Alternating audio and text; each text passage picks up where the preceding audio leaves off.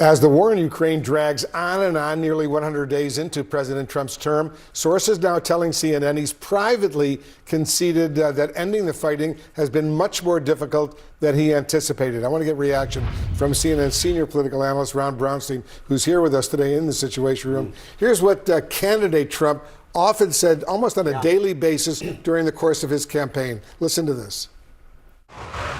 If I'm president, I will have that war settled in 1 day, 24 hours. That is a war that's dying to be settled. I will get it settled before I even become president. Before I even arrive at the Oval Office shortly after we win the presidency, I will have the horrible war between Russia and Ukraine settled. I will have the horrible war between Russia and Ukraine settled. I will get it settled quickly. I will have the horrible war between Russia and Ukraine settled. We heard that during the campaign, as you remember, almost on a daily basis from Trump. It's now almost 100 days he's been president of the United States, and the fighting there was more intense over the past few days than it's been in a long time. Well, first of all, it turns out if your secret plan to end the war is to essentially concede everything that Russia wants and to threaten your ostensible ally and force them to capitulate, that turns out to be the secret plan.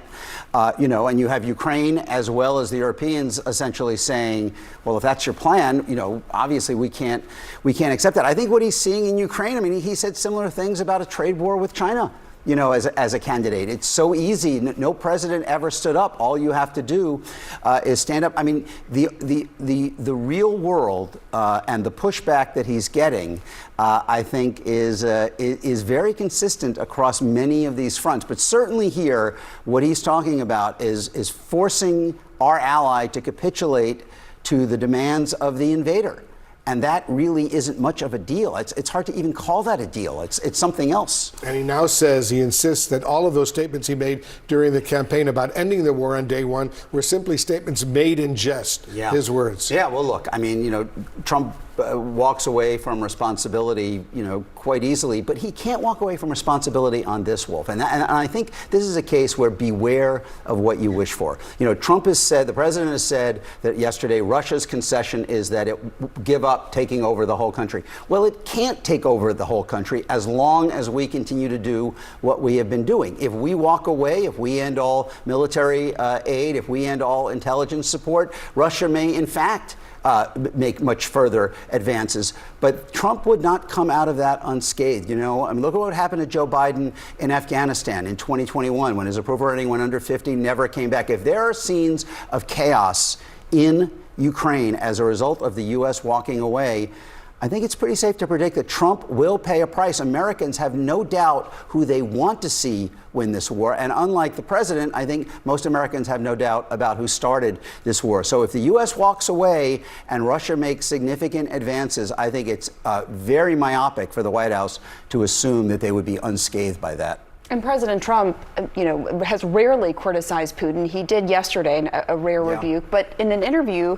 that just came out from Time magazine, we've been talking about the president once again blamed Ukraine's NATO aspirations for starting the war, criticized Zelensky. Why is he so much harsher on Zelensky than Putin, you think?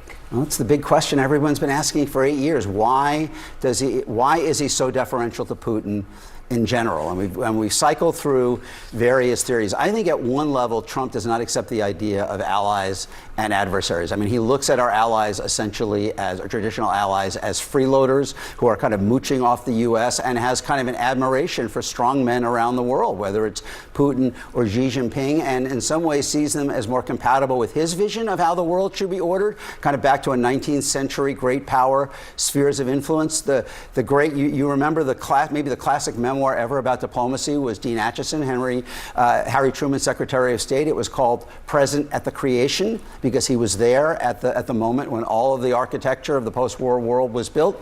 I think in many ways what we're watching, particularly in these last few days, is that we are present at the destruction of that order, that international U.S.-led order that came out of World War II. The actions that Trump is taking is making it very clear that world simply doesn't exist. The Europeans understand it, and I think Putin understands it. And it is just the end of an era where the U.S. was, as Madeleine Albright said, the indispensable nation.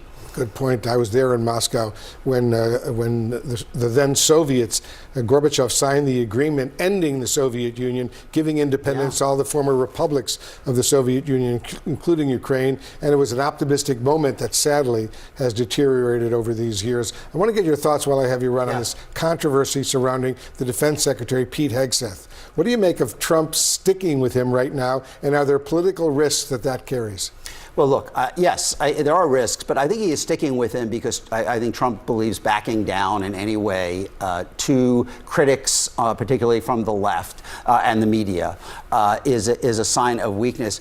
In many ways, the fact that he has been able to prevent meaningful Republican complaint about Hegseth's behavior is a sign of just how strongly his foot is on the neck of the party. I mean, it's just inconceivable. I mean, think about what Republicans in Congress were doing over Hillary Clinton's emails, and now you have a situation where he is sharing attack plans on, through unsecure means. The fact, I look at this as kind of a litmus test, as a canary in the coal mine of just how far he can push Republicans in Congress to accept things that they never imagined in the past that they would have had to. And at the moment, the answer is pretty darn far. It's pretty amazing what's going on. Yeah. All right, Ron Brownstein, thank you so much.